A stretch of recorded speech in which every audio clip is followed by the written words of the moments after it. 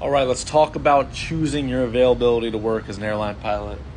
I'm hanging out here. I'm actually on call today. So there's two different schedules you could do as an airline pilot. You can either do a line schedule or a reserve schedule where you're like an on-call pilot. So every month, choosing your availability, which is really cool about flying in the airlines, is every single month you get to ask for what you want. So you can ask for anything really. You can ask to fly with certain people, to not fly with certain people. You can ask to have certain days off. You can ask to just have the weekends off. You can ask for basically anything under the sun, and you'll either get it or you won't get it based on how senior you are. So for however long you've been at that airline, how many people are below you, like early on in the weekends, early on in your career, the weekends are usually wanted off by a lot of people, especially people with family and kids and yada yada. So you probably won't get those weekends off. But if you ask for days on the week that you want off, you'll probably get them.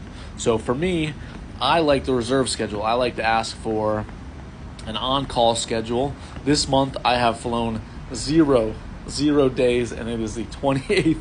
So I haven't worked all month, but I've been available 18 days out of the month. I got 12 guaranteed days off, and those 12 guaranteed days off that I got were the days that I wanted, because not a lot of people want the reserve schedule. So I'm fairly senior in terms of guys that are on the reserve schedule. So I get pretty much exactly what I want in terms of the days off and the reserve stretch that I want, which I'm on D reserve this month, the later one.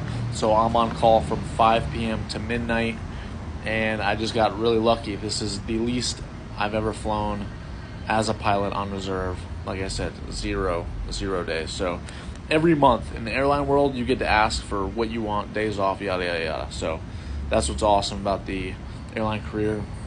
And you do it like the first 5 to 6 days of the month for the next month coming.